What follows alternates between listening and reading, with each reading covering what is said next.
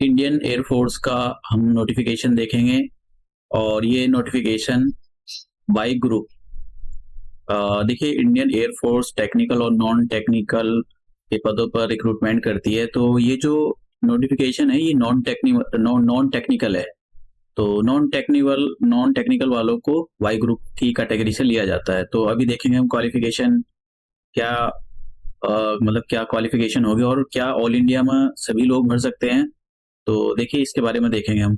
तो आप जो है अपनी ऑनलाइन आवेदन 28 मार्च से स्टार्ट कर सकते हो और 5 अप्रैल तक ये चलेगा। देखिए ये 5 अप्रैल डेट सभी के लिए 5 अप्रैल नहीं है, ये सबके लिए अलग अलग है। तो किस किस के लिए ये अलग अलग है हम अभी देखेंगे। तो सबसे पहले मैं इसको, ठीक है, इससे दिखाई दे जाए क्योंकि ये बहुत ही छोटा है।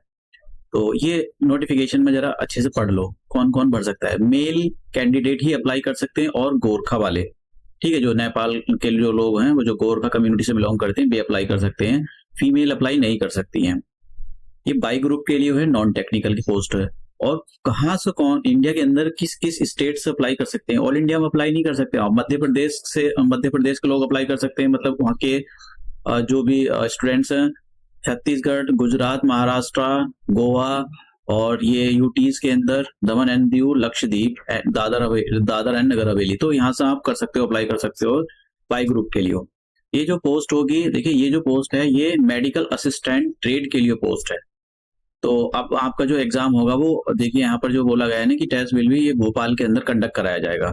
तो अब हम बात करते हैं, अगर मान लो आप मध्य प्रदेश से बिलोंग करते हो और छत्तीसगढ़ से बिलोंग करते हो और आप मेडिकल असिस्टेंट के लिए अप्लाई कर रहे हो, ठीक है, तो आपको आपका जो ऑनलाइन आवेदन है वो 28 मार्च से स्टार्ट होगा और 29 मार्च इसकी लास्ट डेट होगी। ठीक है, अगर आप यहाँ से ये गुजरात, महाराष्ट्र, गोवा और ये union territory Daman and Diu, Lakshadweep, Dadar and Nagar Haveli से बिलोंग करते हो, तो आपका ऑनलाइन आवेदन 31 मार्च से स्टार्ट होगा और 1 अप्रैल तक लास्ट डेट रहेगी उसकी। ये भी मेडिकल असिस्टेंट वाई ग्रुप की मतलब सारी वाई ग्रुप की ही है। उसके बाद में अगर मान लो आप मध्य प्रदेश हो, मध्य प्रदेश हो, छत्तीसगढ़, गुजरात, महाराष्ट्र, गोवा, दमन एंड दीव, लक्षद्वीप, दादर एंड नगर हवेली, और आप मेडिकल असिस्टेंट के लिए अप्लाई कर रहे हो, ठीक है, तो मेडिकल असिस्टेंट में, क्योंकि यहाँ पर क्या है, मेडिकल असिस्टेंट में इसके लिए आपके पास डिप्लोमा होना चाहिए फार्मेसी में या फिर बीएससी आपने फार्मेसी में की हो। तो अगर आपके पास 12th है तो और आप दो इन जगह से बिलोंग करते हो तो केवल इसके लिए। अगर लेकिन आपने 12th के बाद में डिप्लोमा या बीएससी की है फार्मेसी में, तो फिर आप अगर आप इन सारी जगह से बिलोंग करते हो, गुजरात, महाराष्ट्र, गोवा, दमन एंड दीव, तो फिर आप इसके लिए अप्लाई कर सकते हो। 3 अप्रैल 2024 से स्टार्ट हो गया आपका ऑनलाइन, और 4 अप्रैल ये यहाँ से 2 देखो, ये बहुत ही कम है।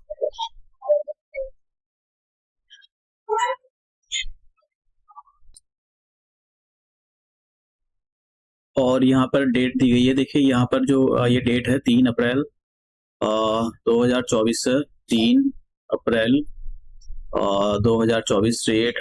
ये जो है इनका डेट पता नहीं है, शायद 3 अप्रैल या 3 मार्च है, लेकिन अगर दे रखा है एक दिन के लिए शायद ये आपका जो है पोर्टल ओपन होएगा वैकेंसी के लिए, असिस्टेंट मेडिकल के लिए, अगर आपने डिप्लोमा या फिर बीएससी फार्मेसी में की हुई है तो। ठीक है, एग्जाम यहाँ पर देखिए दे रखा है, भोपाल में कंडक्ट कराया जाएगा।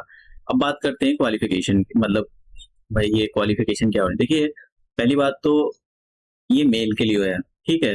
दूसरी बात, अनमैरिड आप होने चाहिए और आपकी जो एज है 24 जून 2003 और 24 जून 2007 के बीच में होनी चाहिए, और इन दोनों डेटों को इंक्लूड किया गया है। अगर आपका जन्म 24 जून 2003 को आप मतलब आपकी डेट ऑफ बर्थ है, तब भी उसको इंक्लूड कर लिया जाएगा, या 24 जून 2007 को एग्जैक्टली इसी डेट को है तब भी आपको इंक्लूड कर लिया जाएगा। और अपना अगर आप मेडिकल ट्रेड आप बीएससी या डिप्लोमा और बीएससी फार्मेसी के लिए अप्लाई कर रहे हो तो आप अनमैरिड होने चाहिए, और आपकी जो डेट ऑफ बर्थ है, देखिए इसमें अलग अलग दे रखा है।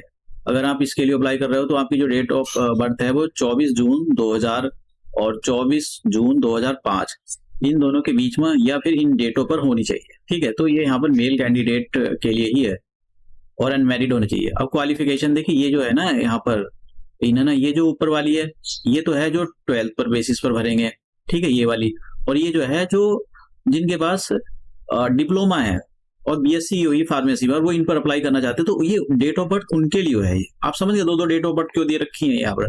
अब क्वालिफिकेशन देखते हैं। देखिए एक क्वालिफिकेशन तो ये भैया, आप 12 के लिए 12 बेसिस पर भरोगे, तो 12 बेसिस पर भरोगे तो उसके लिए ये डेट ऑफ बर्थ होगी। और क्वालिफिकेशन आपकी देखिए यहाँ पर 12 पास होनी चाहिए, आप पास नहीं होने चाहिए, 50% मार्क्स एग्रीगेट होने चाहिए और 50 जो परसेंट मार्क्स आपके इंग्लिश के अंदर होने चाहिए। आपने जो 12 किया हो तो फिजिक्स, केमिस्ट्री और बायोलॉजी एंड इंग्लिश से किया हो, ठीक है। ये मतलब बायोलॉजी वाले का काम है यहाँ पर, तो वही जाएंगे। और उसके अंदर ये बोला गया भैया चलो ठीक, किसी ने रेगुलर नहीं किया है, अगर किसी ने वोकेशनल कोर्स कर रखा है with non vocational subject, non vocational 2 साल का वोकेशनल कोर्स किया हुआ है with non vocational subject. Non vocational subject का मतलब फिजिक्स, केमिस्ट्री, बायोलॉजी और इंग्लिश के साथ में 50% वही एग्रीगेट मार्क्स 50% होने चाहिए और इंग्लिश में आपने 50% के साथ पास किया हो। अब बात करते हैं जो कैंडिडेट, जो देखिए ये 12 के लिए था, ये 2 वाली वैकेंसी यही है। अब बात करते हैं कि जिन्होंने डिप्लोमा या बीएससी फार्मेसी में की हुई है, तो उनके लिए डेट ऑफ बर्थ ये होगी और क्वालिफिकेशन ये होगी ये। तो ये बोला गया कि आपने 12th जो है फिजिक्स, केमिस्ट्री, बायोलॉजी और इंग्लिश के साथ 50% मार्क्स के साथ एग्रीगेट पास किया हो, 50% आपके इंग्लिश में, और बीएससी या डिप्लोमा आपने जो फार्मेसी में किया हो उसमें एग्रीगेट 50% मार्क्स आपके होने चाहिए, तभी आप अप्लाई कर सकते हो। और किसी फ्रॉड यूनिवर्सिटी या किसी भी इंस्टीट्यूशन से आपने ये सब डिप्लोमा या फिर 12th वगैरह ना लिया हो, वरना तो वो मान्य नहीं हो। एग्जाम के बारे में मैंने आपको बता दिया। अब बात करते हैं यहाँ पर कि जो मेडिकल मैंडेटरी मेडिकल स्टैंडर्ड क्या होना चाहिए। यहाँ पर दे रखा है कि मिनिमम जो हाइट है आपकी 152.5 सेंटीमीटर और चेस्ट जो है मिनिमम एक्सपेंस आपकी 5 सेंटीमीटर होना चाहिए उसमें एक्सपेंड में। और यहाँ पर जो आपका जो वो जो हाइट और एज जो है एयरफोर्स, मतलब कितनी हाइट है कितनी वो होना चाहिए उतना। कैंडिडेट शुड, देखो यहाँ पर लिखा हुआ है ये 6 मीटर ऑफ ईच ईयर। देखो ये यहाँ पर मेडिकल कंडीशन आप फुलफिल करने चाहिए। टैटू, ये फ्रॉड वाला ये काम नहीं होना चाहिए, बदतमीजी वाला कि आपने परमानेंट टैटू बनवा रखा है, यहाँ पर कुछ नहीं। और नशेड़ी गंजेड़ियों को किसको भी वहां पर परमिशन नहीं मिलेगी, साफ साफ 0 टॉलरेंस की पॉलिसी रहेगी उनके खिलाफ। अब दूसरे उस पर चलते हैं, ये दूसरे वाले इस पर, क्योंकि छोटा था मैंने इसको काफी जूम आउट किया हुआ है।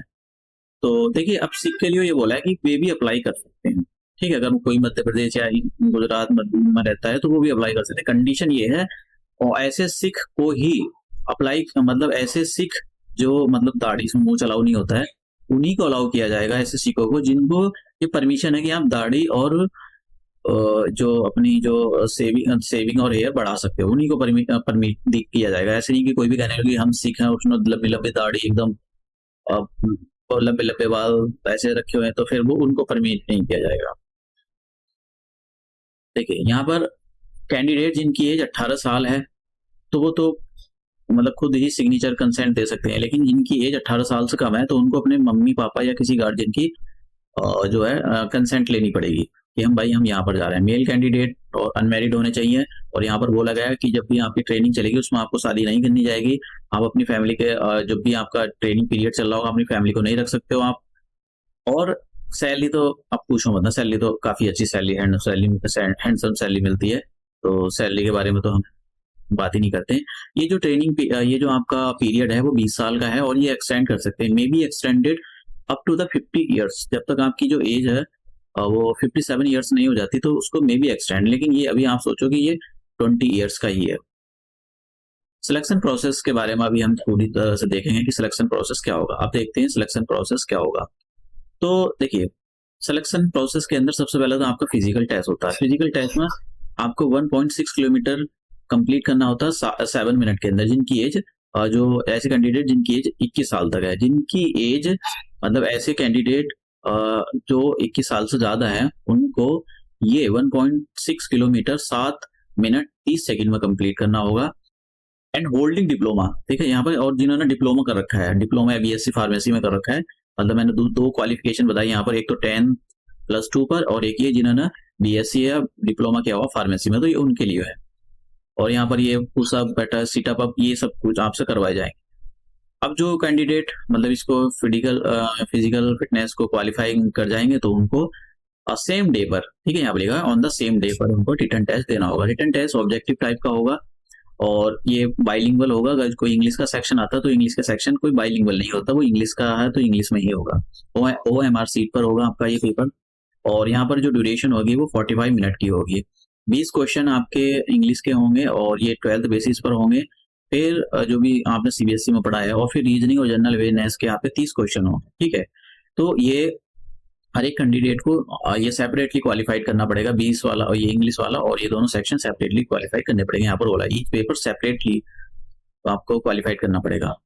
और कैसा होगा, एक क्वेश्चन एक नंबर का होगा, अगर आपने गलत किया है तो आपके 0.25 मार्क्स डिडक्ट कर लिए जाएंगे। अब एक होता है अडेप्टेबिलिटी टेस्ट। देखो ये टेस्ट ऐसा होता है कि यहाँ पे इंडियन एयरफोर्स में आप काम करने के लिए तैयार हो या नहीं, तो आपका एक्चुअल में आपको मतलब ये चेक किया था कि हम मिनिमम कम से कम रिसोर्सेस में अपना काम चला सकते हो, तो ये क्वालिफाइड वो मतलब ये टेस्ट जो है ये भी क्वालिफाई करना पड़ता है।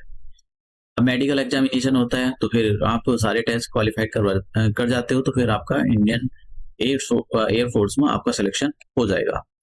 तो ये तो इसके अंदर था सारी चीजें कि अब देखिए यहाँ पर लिखा है जो job specification medical assistant trade के लिए हो कि as the medical assistant you are to be train in nursing and first aid. तो आपको नर्सिंग और फर्स्ट एड में ट्रेन किया जाएगा, ठीक है। तो भाई मेडिकल की जरूरत होती है तो आपको तुरंत इमीडिएटली उनके लिए तैयार किया जाएगा। You will also be involve in management of the medical store, dispensaries, ward supervision and the other air force duties. तो आपको मतलब इन सारी चीजों में अच्छे से एकदम ट्रेन किया जाएगा कि भाई कभी भी जरूरत पड़ सकती है। तो ये तो मैंने आपको पूरा यहाँ पर, और इसको आपको कैसे अप्रोच करना है, देखिए आपको डाल देना है ये अपने ब्राउजर पर इंडियन एयरफोर्स एयरमैन, तो इनकी ऑफिशियल वेबसाइट आ जाएगी और आपको नीचे देखें यहाँ पर ये न्यूज के अंदर ही आपको यहाँ पर मिल जाएगा advertisement for the recruitment rally airman intake. ये तो आपको इस पर क्लिक करके आप यहाँ पर चेक कर सकते हो। ये ओरिजिनल इसका ओरिजिनल ही है, ये कोई मतलब ऐसा नहीं है, फ्रॉड नहीं है कि कुछ भी लोग उसको एडिट करके अपनी साइट से वैकेंसी या कुछ भी डाल देते हैं, तो ये ऐसा कुछ नहीं है। मैंने आपके सामने ये सारी चीजें एकदम ऑथेंटिक दिखाई हैं।